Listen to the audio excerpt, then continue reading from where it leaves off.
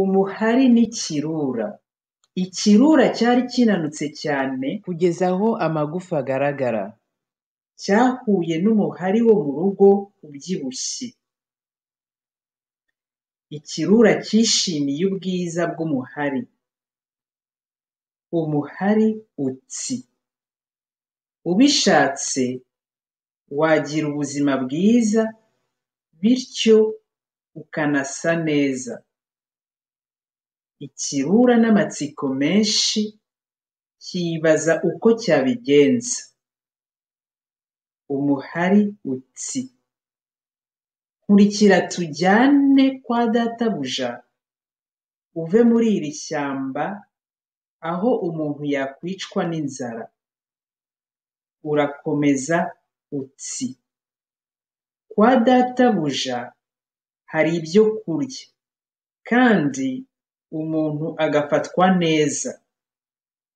Icyo databuja asaba ni ukumurindira urugo. Ikirura cyumva kinezerewe, gikurikira umuhari. Bigenda, ikirura gitangazwa n'akaziriko kari mu ijosi ry'umuhari. Umuhari utsi. Akaziriko ubona ni ako databuja akoresha kugira ngo anzirike. Ikirura gitsi. Bivuze rero ko nta bwisanzure ufite. Umuhari ucyumvisha ko ntacyo bitwaye. Ikirura gitsi. Umudendezo wanjye ntacyawusimbura niyo wampa imitungo ingana gute. Kuri ayo magambo, ikirura kigenda kitareba inyuma. Ukurikije umugani w'umusizi Yohani La Fontaine.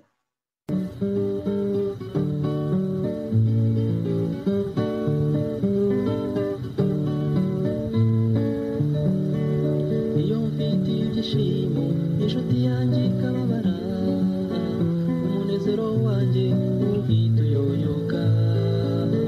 Kuko kunezerwa si iby'umwe gusa, umunezero mwiza